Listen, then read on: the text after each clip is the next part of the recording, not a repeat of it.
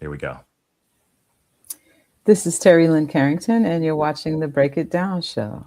Wow. So, we've had some great drummers on this show, but this one might just take the cake. Terri Lyne Carrington is someone who has worked with really a catalog of contemporary jazz artists from stem to stern. We're talking about Herbie Hancock, Wayne Shorter, Dizzy Gillespie, Stan Getz, Tina Marie, Joe Sample, Al Jarreau, the Yellow Jackets, Mike Stern, David Sanborn, John Scofield, Greg Fillinganes, George Duke, Patrice Rushen, Danilo Perez, Esperanza Spalding, to name a small fraction of the artists that you've worked with, jammed with, played with, whose albums you've appeared on.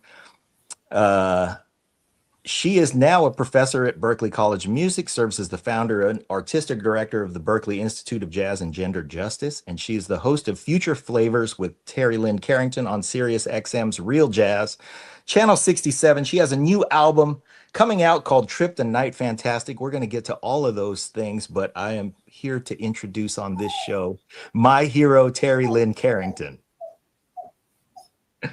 Thanks for joining us. Oh, thank you for that great introduction. Thank Well, you. so the fact that you were born in Medford, Massachusetts, has something to do with some of the training that you were able to obtain, because somewhere around the age of 5, you took an interest in music, which I'm sure was to the great relief of your dad, who was a drummer, and your grandpa, who was a drummer before him. So you're a third generation drummer. And somewhere I around am. age 10, you were jamming with people. You were jamming with Dizzy Gillespie and B.B. King and Clark Terry, who took you out for your first professional gig in Wichita, Kansas. Mm-hmm. Let's Yeah, talk when I about was 11. how you got those opportunities, and then how you landed that gig and what that gig was like. Okay, well, I think the biggest reason I got the opportunities I did was because of my dad. He had a lot of friends, and he played saxophone and drums, and made a lot of relationships over the years, because I'm a third generation musician. And so I always like to say he gave me both literal and metaphorical access to the jazz stage. He really took me out and wasn't, how do I say, he defied the norms and the standard of, you're not supposed to have a little girl out late at night in the clubs, but he did that anyway. And because I had an interest in the music. So I really thank my dad for taking me and exposing me at such a young age. And then I guess I had, the talent really to kind of follow through with it. So when people would hear me, they would invite me to sit in, and and Clark Terry heard me and invited me to Kansas. So that was my first time playing professionally, getting paid to play, and first time flying and all of that in 1976. Wow. So how was the gig itself? You get to Wichita, and tell us about that experience as a little girl. Um, yeah, well, I don't remember like a whole lot, but I knew that I had to play Louis Bellson's drum kit because he was the Uh-huh. drummer in Clark's East Coast, West Coast Jazz Giants. And he had two bass drums. And so it was a big, big kit. So that was daunting. And I met my closest friend, Diane Reeves, at the time. She was 18 and I was 10. And we Wow. became fast friends. But the band was Eddie Lockjaw Davis, uh, Al Cohen, Garnett Brown, George DeVivier, Jimmy Rouse, Louis Belson, and I think I'm missing somebody. Wow. Crazy. But yeah, That was somewhere around 1975. Um 76, oh, 76. I Okay, you think. Or were maybe it was 11. 75. I don't know. I don't know. No, it was earlier in the year, so I hadn't turned 11 yet, I guess. Yeah. Hadn't even turned 11. So if you move forward, though, at some point along the way at age 11, you were playing with Oscar Peterson, jamming with Oscar Peterson, and you happened to do that in front of Lawrence and Alma Burke, the founders of Berklee College of Music. Mhm. And they said, come study with us. Yeah, I was already taking lessons at Berkeley. I think with Keith Copeland, and I was taking some piano lessons, but they now allowed me to do it at no cost. And throughout my junior high school years and high school years, I was able to kind of go and sit in on classes and take my lessons. And then when I graduated from high school, I went full time for a couple of years before moving to New York. But it was a So blessing. They you graduated at age 17 from high school. You started studying at Berklee full time. And then, as I read, it was at the urging of Jack DeJohnette that you pulled up stakes and went to New York City. What happened when you got this to New is York? true. Yeah. Well, I was Oh, wait a lucky to minute. go to New York. Hold on. Pump the brakes. TLC and Friends. Let's talk about that. That was, I mean, Okay, that's technically your earliest album, right? That was your first album. correct. Yeah, when I was 16. 16 years old. And at the time, though, you were just recording to record. Is that correct? Or did you have intentions on Yeah, releasing it? I don't think we were thinking about it that way. Max Roach actually tried to produce an album for me for Blue Note Records, and it didn't work out. Ah, So this was our way of just recording anyway. And it was okay. with Kenny Barron, Busta Williams, and George Coleman. And we printed 500 albums, and I guess those kind of became a collector's item because I only have one. I know, and I Wow. know people are looking for them. But we reprinted them. We remastered and reprinted them a few years back on Candid Records. So you can now get that album, as an album or as a CD or stream. Okay. But Um, yeah, so then you went to Berklee full time. You studied there. Let's see, you crossed paths there with Kevin Eubanks, uh, who also became a late night TV guy. You moved to New York at the urging of Jack DeJohnette sometime around 1983, I guess. And then along the way there, tell us about moving to New York and what that was like as a very young adult.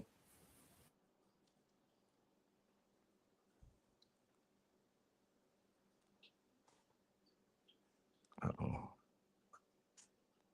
You still with me the there, promise Terry? end of that. Oh, you froze up for a second Okay, there. say that one more time. We're having that. So you're in New York. You just moved to New York. How was that? Was there any adjustment period? Did you have something that you were moving there for?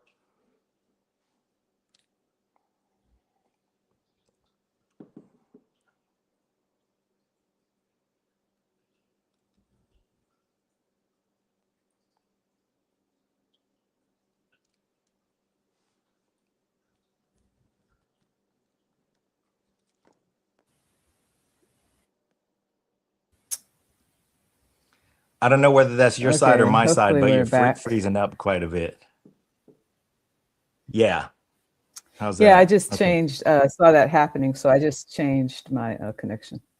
So this Okay. should be better, hopefully. All right. So speaking So of anyway, changing connections, you moved to New York.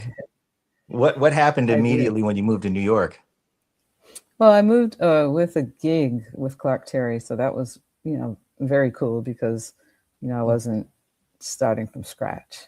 And then I, played a couple of years with him and a bunch of people, the New York Jazz Quartet with Roland Hanna and Frank West, some gigs with Pharoah Sanders, a little bit with Lester Bowie, and just various people. And then at 21, I got what I consider to be a very big break and auditioned for the Wayne Shorter group. Uh-huh. How's the audition process with Wayne Shorter? How many drummers were there? Was it just you at the time, or were there a bunch of people? Was it like a cattle call? How was that? No, he saw 14 drummers over 2 days. Wow. Um, but they weren't all there together. It was scheduled. So by the time I think I was the last one actually. And by the time, yeah, I got there was nobody else there. But yeah, I had a friend at the time that I was on my way there, and he said, just don't overplay. And not that I tend to overplay, but I think that he was, uh, it was just some message that I heard. And so I just played very basic and just tried to make it feel good. And, uh, Wayne said that um, the first thing he noticed was that I had a different sound on the instrument. Uh, Everybody played the same drums. So I thought that was cool. And Oh, then, yeah. So there was a kit there that everybody played. So it was a yeah, true A/B test among drummers. yeah. And you sounded different. Yeah, whatever that was, he Hmm. liked it, And then Okay.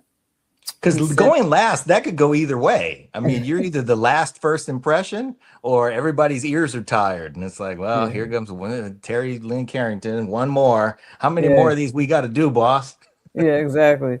Um, yeah, but luckily, it went my way. Okay. But And yeah, how long did you spend? You was that for just a single tour, or what did you do with Wayne Shorter?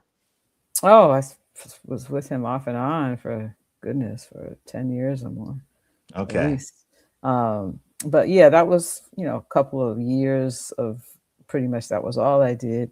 And Yeah. then he was supporting an album, and then some things would happen, I couldn't do it, or, other drummers would step in, but then, I would do something else and I'd come back and forth. And I was on his album Joyrider and then on Alegria. And then I was on the first half of the album, and then when he decided to finish the album, they called me, and I was touring with Herbie Hancock at this point. And Oh that's boy. who I met through Wayne. And I never wanted to make that decision between How playing about with a him or conundrum Herbie. right there? Yeah. I'm getting a call from Wayne Shorter and I can't do it because I'm on tour with Herbie.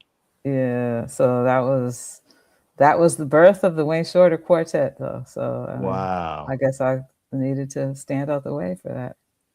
Well, okay. So then the next thing that happened is where I found out about you was that you moved to Los Angeles Hmm.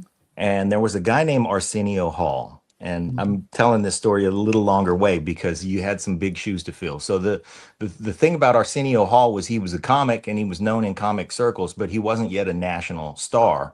Hmm. But he stepped in to sub on the Late Show with Joan Rivers, Hmm. and he subbed there and he did well. The reason I bring that show up was because that was the birth of Arsenio Hall as a TV show host.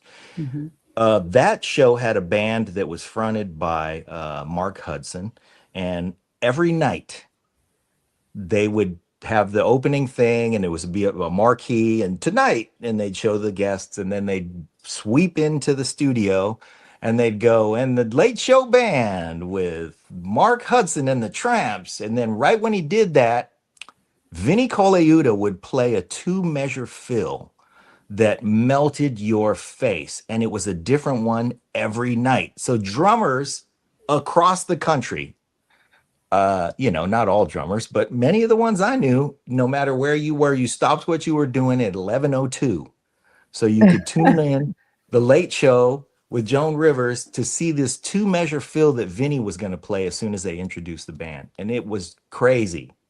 Wow. I'm Now, sorry I our missed that. So, well, here's what happens. Arsenio Hall gets a TV show of his own, and you move to Los Angeles and you audition for the Arsenio Hall show. So, I'm going to ask you how you got that gig. But before I ask you that, I just want to preface that by saying all the drummers who ever watched The Late Show with Joan Rivers to see that two-measure fill with that Vinny would play were see, oh, Arsenio Hall got a show? Well, let's see who Arsenio Hall's going to get.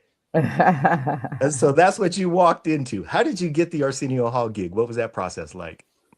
Well, I just got a call asking me if I wanted to audition, and I was recommended by Narda Michael Walden to Arsenio, as well as Patrice Rushen. Fantastic. Yeah, so You were recommended by Narda for that and got a yeah. phone call out of the blue. Hmm. He's going to be on the show next week or the week after, and I'm really excited about that too. Oh, good. Tell him hi. Yeah, I will do that because I didn't know that connection was what led to the show. So you went to audition for that show. Hmm. Was there an audition process that also involved a bunch of drummers? No, I don't know what they did actually. I'm sure they heard a couple of people, but I think, also I know that they wanted to have a mixed gender band. Okay. So I know Star Parodi and I got the gig. So I had that, going in my favor. Um, but it didn't mean that, they would do that just because, of Yeah, course you you still still had to had to deliver. come. Yeah, but yeah, it's so funny. I was really only on that show for one season, but people it did wonders for me, and people seemed to think I was there a lot longer than I was. But it was beautiful to be there at the beginning and to be a part of history like that. Yeah, yeah. So that was, I imagine that was pretty distant from what you had been doing before. I mean, there wasn't a ton of jazz being played on the shows. They're all pretty funky. Yeah. Um, which of course is not a foreign language, but just, you went from New York uh, with Wayne Shorter, Herbie Hancock doing those tours to landing in Los Angeles and playing on the Arsenio Hall show. Was Yeah. it a culture shock? Did you suddenly have to worry more about, how you looked on TV and all that stuff? I did. I mean, the look part wasn't too bad, other than they wanted me to smile more, and I used to stick my tongue out a little bit, so nobody seemed to like that. So I learned how to play and smile and kind of end up biting my tongue, my bottom lip a little bit, so I don't stick my tongue out. Okay. Let's see. Arsenio Hall show. Oh, so that was um a year. And then you had made an album called Real Life Story, and it was nominated for a Grammy. Mhm. And did you leave the Arsenio Hall show to support that album? Well, no, what happened was, and actually it was only 4 months. Their seasons are shorter. Uh, Oh, they go like a certain amount of weeks, I guess. But anyway, yeah, I had this album coming out, and I asked them if I could go promote the album, if that would be okay, hmm, and we would, have a good sub for the week, like a star drummer kind of sub for the week. We're in LA, of course. There was a million people, and yeah. they said yes. But then, like right before I was going to do it, after they said yes, and the promotional tour and everything was planned, they said, "Oh, we really don't want you to go. We want you to be 100% committed to this show." And so they put me between a rock and a hard place, because I had the option then to cancel my tour, Hmm. or and just do that because that's what they asked, or to bet on myself and step away, because it felt kind of jive to me, to tell me I could do something and then come back and say no. So it was a very hard decision, but uh, yeah, I don't know.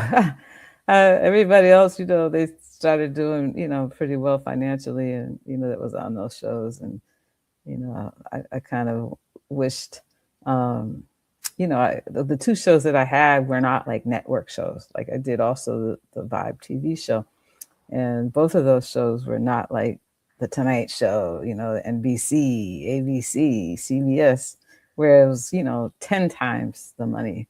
Those shows paid 10 times what we got paid, eight to Wow. 10 times. Yeah, literally. No kidding. That Yeah, that vast of a difference. And they were yeah, asking for the complete loyalty, and you can't go promote your own album, even though we had initially said that was okay. And like you yeah, said, it's a great excuse to bring in all these sub drummers, and you're in Los Angeles. yeah. And we were ahead of the time, I guess, or my suggestion was ahead of its time, because look at the Seth Meyers show. Yeah. I've been a guest drummer on that show, and that goes well. It's not a problem. But that's how they wanted to do it. Yeah. Okay. Well, I also wanted to say about Real Life Story a couple things. It was nominated for a Grammy, Hmm. and that's awesome. And I want to acknowledge somebody who played on that record and ask you about him because he's one of my favorite guitar players. I've always loved his playing, and he was taken from us entirely too soon, and that's Hiram Bullock. Mhm. It's hard to find out things about Hiram Bullock besides being able to talk to people who played with him. So since I'm talking to somebody who played with him, tell us about Hiram Bullock a little bit. Yeah, Hiram was just super special and, such a talented musician. I first started playing with him with David Sanborn's group. Mhm. There's some videos out there of us playing with David in Japan and some other places. But Okay. And yeah, it and was that's you and David and Hiram and Marcus and no, Marcus wasn't playing bass. Steve Logan was the bass player Steve Logan. Okay. when I toured with David, and Ricky Peterson played Ah, keyboards, and Don Elias played percussion. awesome. So like What a lineup. yeah, they're all gone except for Ricky and Yeah. myself. So yeah, but that was a very fun tour and really helped me kind of become more solid, with more R&B playing because to me, David's gig was pretty much instrumental R&B. Um, and we did some cool shows like Live Under the Sky in Europe opposite Miles Davis, and I mean in Japan opposite Miles Davis, and I have fond memories of that time period. But Hiram, yeah, it was great. He used to call me Jazz Baby. He's like, you was doing everything since you was a kid, man. He had a certain way of talking. Oh man. You're a jazz baby. What about the difference between playing jazz and playing R&B? What was the approach difference for you that you kind of sharpened on that tour? Mm. Well, it's just, I think one is the approach of sound and approaching the instrument from the bottom up, heavier kick drum, uh, and just playing more physical. Not that jazz isn't physical, it's a different kind of physicality. Yeah. Um, and David's gig was more like a rock gig because it was very, very, very loud. Mm. Um, You had to hit him hard. yeah, yeah, and that's what he wanted. So um, he was Takes a giving, toll. yeah, he was giving me because he was taking these vitamin shots every day. So he was giving me these B12 shots. We would have doctors at the gigs with Hmm. B12. My wife But gives me one of those. I get a B12 shot in my right arm because sometimes I get numbness in my right hand, oh, okay, wow. and that So that helps. But that was a regimen for you. Did you have physical issues from that tour, from the abuse of your limbs and? no, Oh, no. okay. I mean, I think I had pretty good technique, so I wasn't really hurting myself. But Yeah. I did hurt myself later, though. Got some tendonitis in 2018, 19 from Mm. playing a session for the social science album waiting game. And I deadened the drums, like, really like made them low and put, stuff over them to just get a certain sound, detune things. And so I had to play a lot stronger, harder than I had been just to pull sound out of these deader drums. Hmm. And that ended up hurting me a bit, but yeah. But Wow. anyway, yeah, Hiram was great. And I was fortunate to have him on, yeah, as you said, on a real life story. Um, the between real life story, the Vibe TV show I have down here as a note was 1998, Yeah. and that was. Did you shoot that in LA too? hmm Yeah. Yeah, and with the Greg Games for a band leader. Yeah. Yeah, so it's Excellent.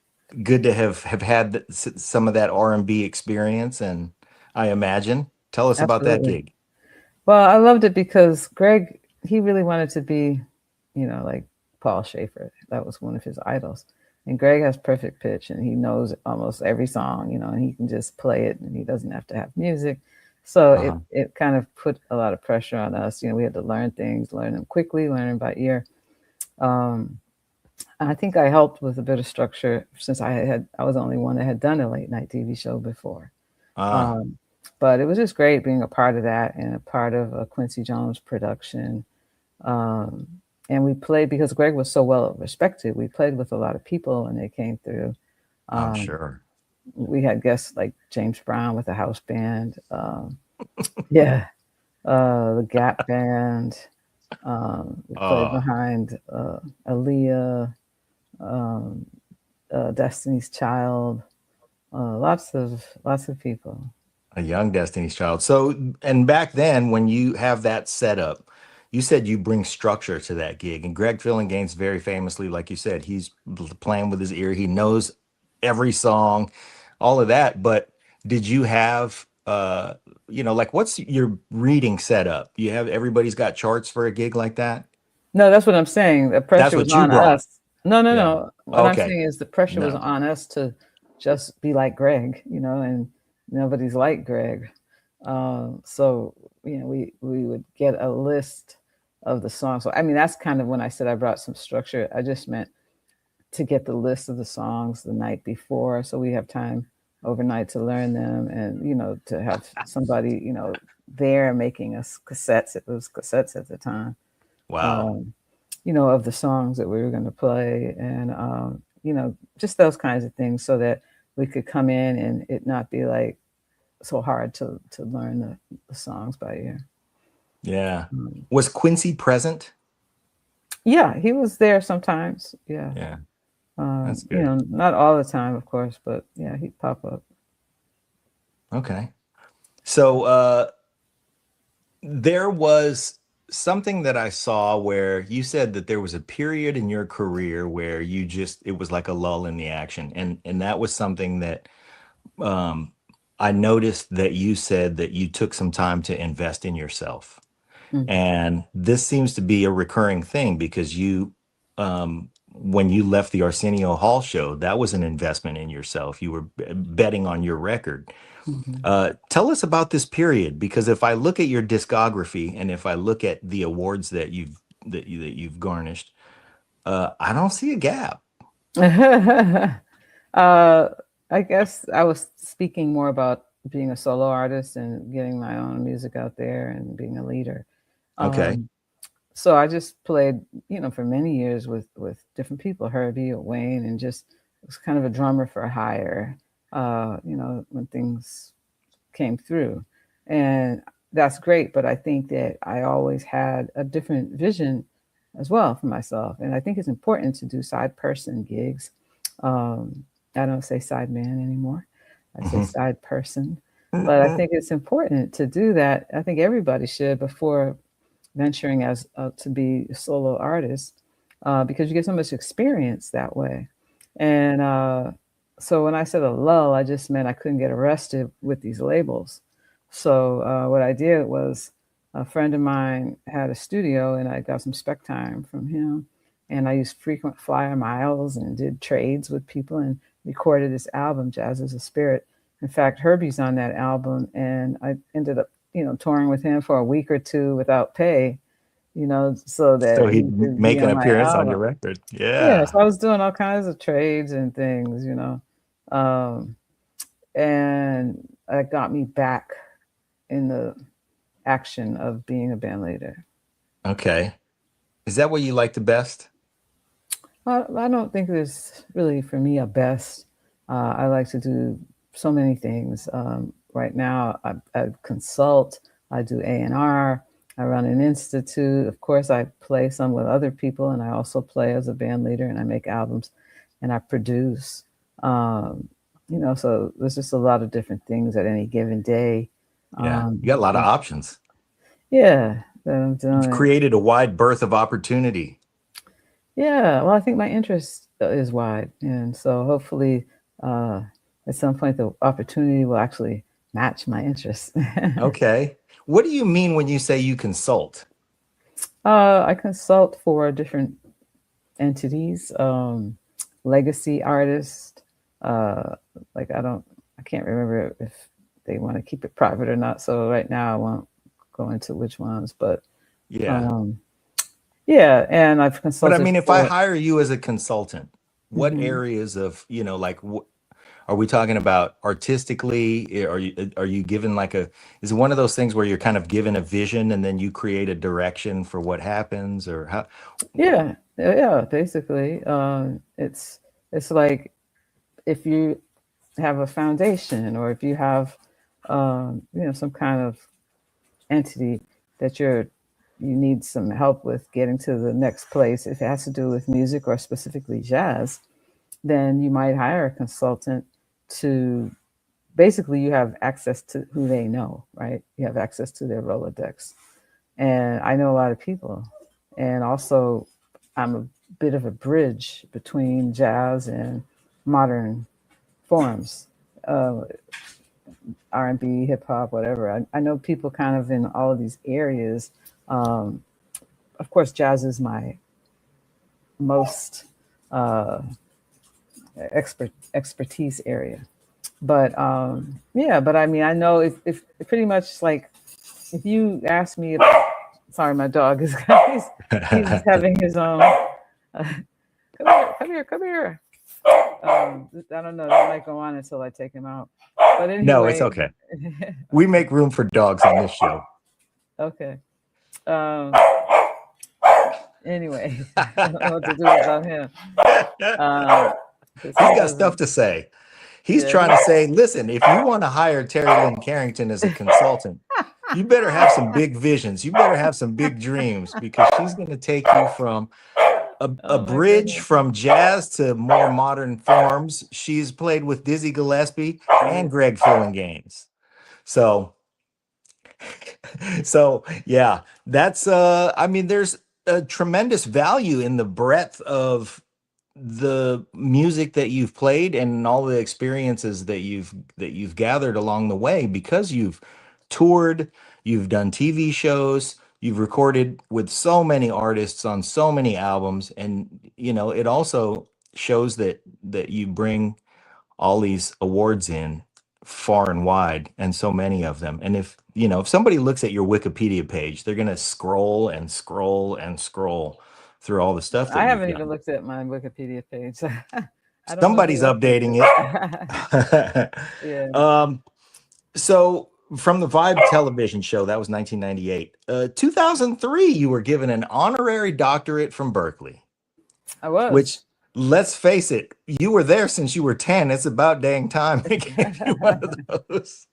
Yeah, it was Even great though, because I was the youngest person because I was 38 at the time, and wow. they wanted you to be 40, but they moved the year for me. Yeah, just like they moved the year for you when they admitted you at age 11. Yeah, exactly. But speaking of those, I'm very happy because I just got an honorary doctorate from Tufts University, which is in Medford, which is my hometown. So All it's really right. nice to be kind of recognized in your hometown. You know what I mean? Yeah. So I mean, okay, a hometown means different things to different people, and you started on the world stage when you were about 10 years old. So, uh, did you stay in Medford very long? Did you retain roots there? Still have family there, that kind of thing? well, I still have family there. Yeah, my parents are still there. But I um, left. I went to New York when I was 18, then LA for Hmm. 17 years, and I came back 20 years ago to teach at Berkeley. Hmm. So yeah, I still have roots here, and I came back also just to be around my family. My grandmother was still alive and in her 90s, so it's worked out.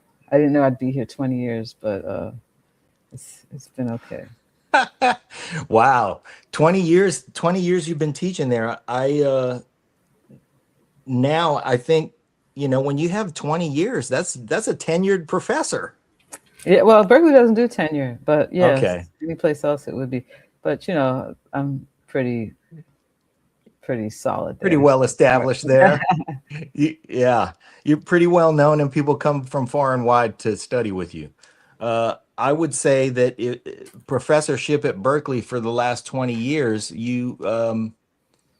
not only have you gotten comfortable there, and I don't mean that in the sense of complacency, but to have started the Berklee Institute of Jazz and Gender Justice. Um, how did that come about? Was that your vision, or were you encouraged, or how did that come about? Yeah, I went to a meeting with Women in Jazz Collective at Berklee, Hmm. um, which was a student group, and they were telling me, just how there was not enough space made for them and how it was very discouraging for them. And I felt like if I'm not helping them and I'm not making some space for them, then that means I'm not a part of the solution to these problems and I'm part of the problem. So that was what inspired me to start this institute. And it's not an institute for women like some people think, because gender justice is for everybody. Um, it's the work that needs to be done by everyone. It's Yeah. not women's work. So we have a lot of male students, more male students than female students, actually. That's interesting. Well, the thing is, the solution has to come from the entire community. And anytime there's a focus on a group that, is that needs that kind of attention, it's like if it's gender justice, the emphasis is on the justice. Right. It's not on the gender, it's on the justice. And I think that the organizations in general that have that kind of a challenge, just because it's in the name, it doesn't mean that it's not for everybody. Right. I mean, I think that's, the worst thing you can do is actually ask, uh, people that are experiencing any form of oppression to be the solution, you know? Yeah, in its entirety. Yeah. uh 2009, you had an album called More to Say, Real Life Story, Next Gen. um and again, I want to point out that there were a couple people on that album whose work I really love who are no longer with us, and that was George Duke and Chuck Loeb. Mm, yeah. Yeah. I mean, I didn't know Chuck as well as I knew George, but I did, know Chuck, but he didn't live in LA at that point. Hmm. So he did some remote sessions. Um, and George was just like really almost like a mentor. I really loved him, and I learned a lot from him in this being in the studio with him and him calling me for things, and we became pretty tight. So yeah, I really miss that guy. Yeah, I mean, he was magnificent, and he had a particular sensitivity for female players, I think. I Mhm. think. Yeah, I mean, he had Sheila in his band early on, and Very early, yeah. yeah, she I was really was special. I think I relate to that as well, because I have always loved the contribution of female players and just female vibe in the room. Hmm. I think a band that's just full of dudes is really missing a balance. Yeah, I agree. I mean, I didn't realize that because I was in bands with just dudes and was kind of okay being the only girl. But the older I got, the more I realized I was missing something, even just socially. Hmm. Um, and I mean, I Interesting. think that I think our stages should reflect our world and should reflect the society we want to live in. And Wayne Shorter actually said that, and he also was inspired to have women and young people working with him because he read a lot of science fiction, and he said that's what was going on in the future. You So know, I just as a side note, because I want to talk about genders in performance and in music, but uh, I also like to make music with people who read comic books, even though I don't really read comic books. But whenever somebody says, "Oh yeah, I was a comic book nerd," I go, "Okay, there's something interesting there, because there's uh, something that informs um, their artistry." yeah, you're right. Wayne's a perfect example. He also made his own comic books. He drew Oh them, man, and it was amazing. I mean, he could have been that, he could have done that. But yeah, wow, there's other people that I've noticed that about as well. So I think you're onto something. yeah. I live in the Bay Area, Hmm. and I don't really know Sheila. We've Hmm. been in the same room a couple times, but I'm really dear friends with her brother Juan. Oh, wow. Yeah. And we and he just got married a couple Oh, months okay. ago. Oh, good So for you. yeah, we were there, and the thing that I've always liked about um, especially Sheila, because I was so exposed to her, you Hmm. know, and their whole family, pops and everybody. Hmm. But I feel like she does have a different sensitivity for the instrument. Hmm. I've always loved female bass players. I love Rhonda Smith. I Hmm. love Michelle and cello. I think that they speak on the instrument differently. So when you Hmm. said that you auditioned for Wayne Shorter and he said you sounded different, Yeah, okay, I kind could of get makes that. sense, right? Yeah. What do you think it is? Well, I mean, that's a great point that you brought up because that's one of the points that we talk about at our institute.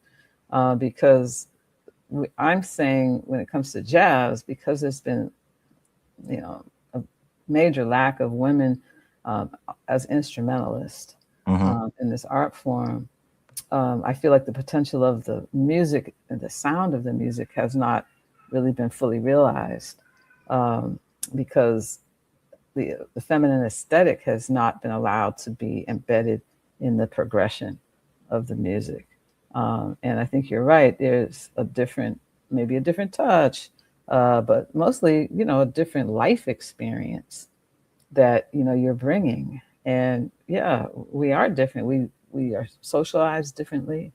Um, you know, Gender is a social construct. We move through the world different, and the world sees us different, and that does affect who we are.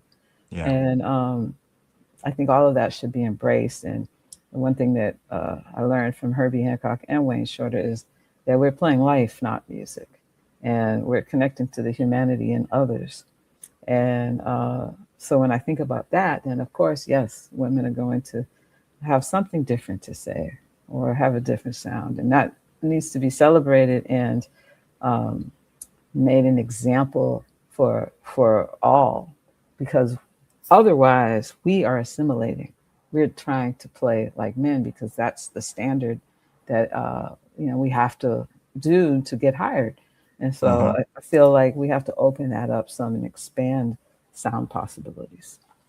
I had this thought while you dropped that enormous anvil of profundity that you just laid on us, that all of the jazz from the 60s, like, when we look at that era of Bob Miles and Coltrane and all of those guys, they were really, not only was their contribution the only contribution, but it was such male behavior. Hmm. They were out on the road and they were raucous and they were doing their thing, and it was great to have that be something that we could experience, but it was one experience, Hmm. and there was just no femininity Yeah. in the way that they did things. And so when you came along, I could see when you use the word assimilate, like that's what you're forced to do, because that's what the world looked like. Exactly. And here comes this 10-year-old girl. Yeah. Right. Yeah. But the It's good funny news because. is at least everybody there, I mean, BB King said come up on stage, and Oscar Peterson said come up on stage. So it seems that the artistic world wanted it. Yeah, well, the thing is, but that's the problem is that it's a matter of how well you assimilate. So I was a bit of an oddity because, and I think in their minds, I'm kind of playing like a guy. And so that's hard for people to see or understand and make sense in their head. You know what I mean? So I'm saying, we have to train our ears differently to hear something different and not expect women, because it worked for me, but every woman's not going to play like that. So, Yeah. and that should, we should set new standards, and change our thinking about it. But yeah, I hear what you're saying. I Hmm. also want to remind you, just because time wise, I have a 1 o'clock. So Okay. yeah. Well, we are going to button it up on your new album that's coming out, Trip the Night Fantastic. I didn't do quite as much homework on this new album that you've got coming out. So please tell us who's on it with you, and tell us about recording it and what it is we should get excited about. Okay. Well, it's from Terri Lyne Carrington and Social Science. So this is our sophomore album. First one was Waiting Game, which was Grammy nominated and really won a lot of awards. So it's kind of daunting to do a follow up to that. But we're addressing social themes. There's so many in the world that it's not hard to do another album. But some of the guests are. There's a song called Autonomy Song about a woman's right to have autonomy with her body. And that features Lettucey, Tank from Tank and the Bangas, Yeah. Jay Ivy, and Brandy Younger. Social Science, the band features Matthew Stevens on guitar, Aaron Parks on piano and keys, and Morgan Guerin on bass and saxophone. We have rappers, Kokai, a guy named Chemist, Nappy Nina. We have other spoken word artists, More Mother. We have vocalist Aruj Aftab, Debo Ray, who's on the first album. I'm not looking at it, so I hope I don't know who I'm forgetting. But it seemed like you were kind of walking through it. Mickey Howard, which was a great. Oh yeah. Yeah, she's on it. Larry Goldings, he actually makes a singing cameo, as well as playing some organ. Wow. Mark Rebo. It's a pretty fun album. And the idea of Trip the Night Fantastic is a play on words of an old phrase, Trip the Light Fantastic, which is a dancing phrase. Mm-hmm. And I think it's from the 16 or 1700s. I don't know. I never understood what that meant either. Yeah. but Trip the Night Fantastic seems a little more relatable. Yeah. I mean, we, flipped it because we set out to kind of make a groove album, a dance album, so to say, I can't forget Fatoumata Diawara. The first song on the record features her, and she's an amazing African. Oh, we from the same hometown, Vallejo, California. Fatoumata? No, her. Yeah, she's from here, right down the street. And yeah. She's not on the record. I wish her was on the record. Oh, I thought that's what you were saying. Oh no, Fatoumata Diawara. Fatoumata okay, I'm not familiar with that artist. What does she do? She's an African artist, pretty well-known African artist. So when you look her up, you'll fall in love with her. Okay, and I'm going to see a big long list of stuff that she's done. Yeah, she's got a lot of videos out. So she's done duets with lots of different people. Angie Stone.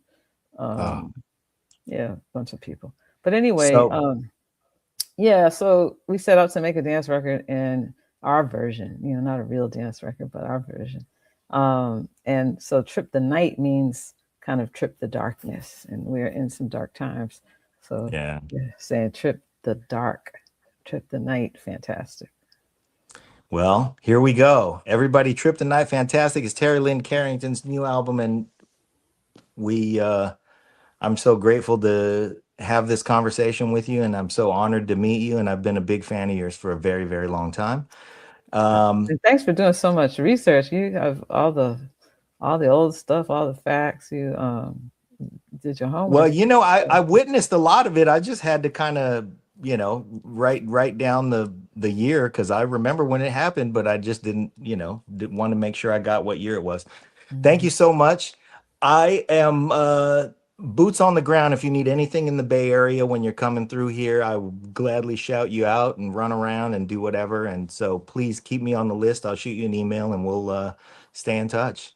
Okay. Well, thank you for having me, and have a great rest of your day. Thanks, Terri. You too. Okay. Bye-bye. Bye-bye.